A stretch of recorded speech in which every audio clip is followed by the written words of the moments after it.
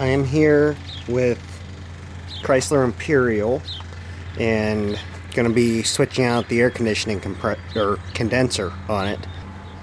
This is the one that was in it, the original one from 1990. The problem with it is it's got corrosion on the plate here, and this was not sealing. It was continuously leaking around the fitting.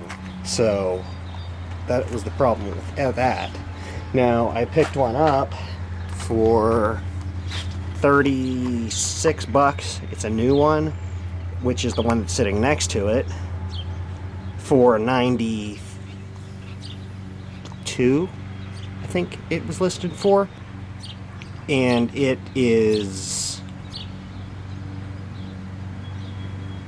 very cheap, as you can see, compared to the original, which is all aluminum. This one is, you can see the very crappy weld, and the mounting plate is extremely small on it. There's only about 1/8 of an inch, a little bit more maybe, between the holes and the edge of it. So hopefully there's enough room for it to seal.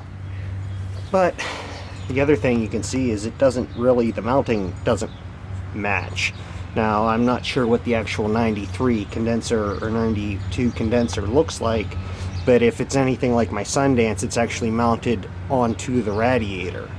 So that might be why, but I'm going to have to try and rig something up as far as mounting goes. I'm going to see if maybe I can pull the ends off of the original one and use those.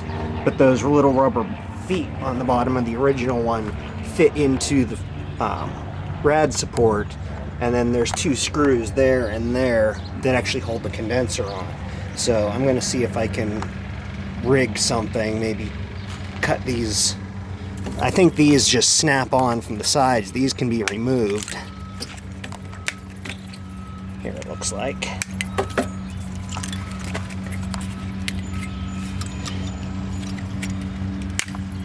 Oops, that broke.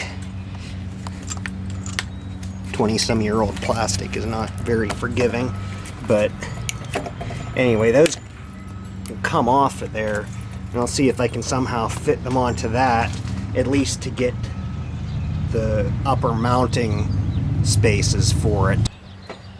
Okay, well, I got it in. Don't know if you'll be able to see.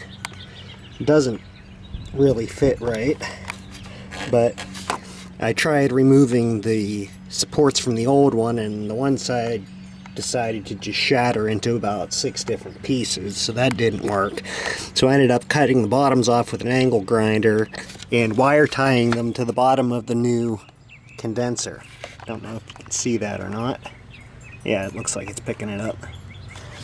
So there's that side and there's that side. Now it's just kind of floating around in here right now. I've got to figure out, get a couple rubber bumpers to keep it from rubbing on the metal rad support, and then just either wire tie it in or something.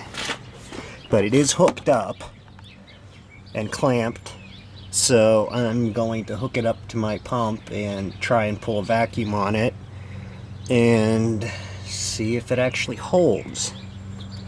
And yeah, so gonna go get the gauge set, hook up to the pump, and let it sit for a bit. Okay, so while it's vacuuming down here, let's see if there we go. I got a wire tie there around the rad support, and one down there through a mounting hole for something that wasn't used. Right there, you can see it.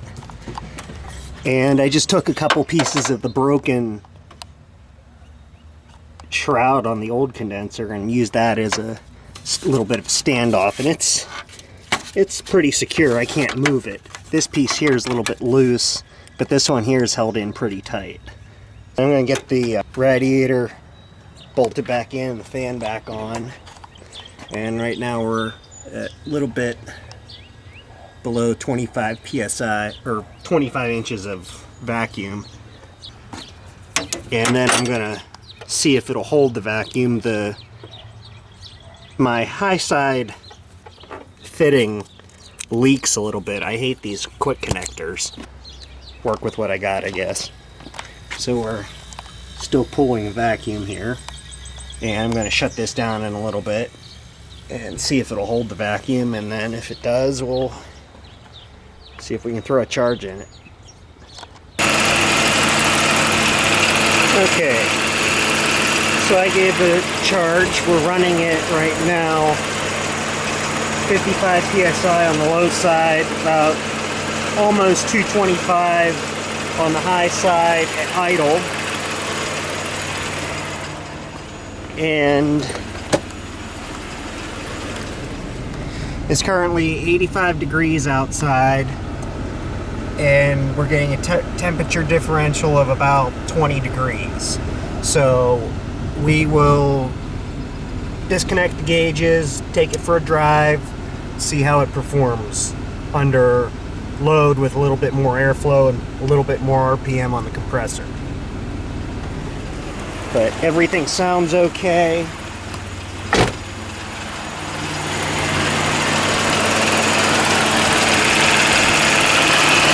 Compressor's kind of making a bit of a grindy noise, but it did that before too.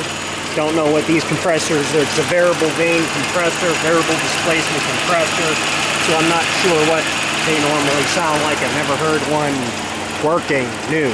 I heard the old one and it was basically shredded inside.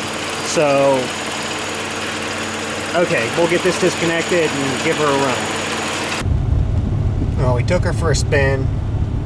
About the lowest she'll go is about 57 degrees, and that's on the highway, so not really much of a change.